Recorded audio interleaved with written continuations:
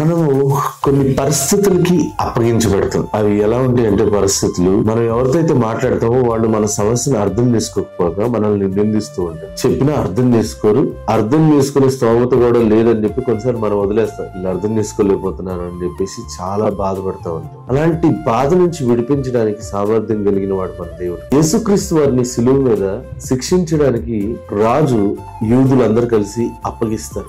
ఎలాంటి వారికి అప్పగించారంటే అపోస్తలుల కార్యములు 2:23 దేవుడు నిశ్చయించిన సంకల్పమును ఆయన భవిష్యత్తు జ్ఞానమును అనుసరించి అప్పగించబడిన ఈయనను మీరు దుష్టుల చేత సిలువ వేయించి చంపితిరి. తండ్రి అయిన దేవుడే యేసుక్రీస్తు వారిని సిలువకు అప్పగించారు. అయితే సిలువలో శిక్షించడానికి భయంకరమైన దుష్టులకు యూదులు అప్పగించారు. యూదుల చేత శిక్షించబడ్డాడు యేసుక్రీస్తు. మన జీవితంలో కూడా మన సమస్య ఏంటో తెలియదు, మనం ఏంటో తెలియదు, మన మాట ఏంటో తెలియదు, మన మీద పడి మనల్ని ఇబ్బంది పెడతా ఉంటారు చాలా మంది. ఎక్స్ప్లెయిన్ చేయడానికి కూడా వీళ్ళు వంటి మనస్తత్వం, వ్యక్తిత్వం కలిగి మనల్ని చాలా ఇబ్బంది పెట్టేస్తారు. అలాంటి వారికి మనం చెప్పగలిగిన సమాధానం సైలెన్స్, మౌనం. యేసుక్రీస్తు వారు మౌనంగా ఉన్నారు సమస్య వచ్చిన. అలా మౌనంగా ఎందుకున్నారో తెలుసా? నా తండ్రి నన్ను మరణం నుంచి కూడా విడిపించడానికి సామర్థ్యం కలిగిన వాడు అన్న నమ్మకం. ఈరోజు మీరు ఏ పరిస్థితిలో ఉన్నారో నాకు తెలియదు, ఎలాంటి సమస్య చేత ఇబ్బంది పెట్టబడుతున్నారో నాకు తెలియదు. ఎలాంటి సమస్య అయినా గాయం చేయవాడు ఆయనే,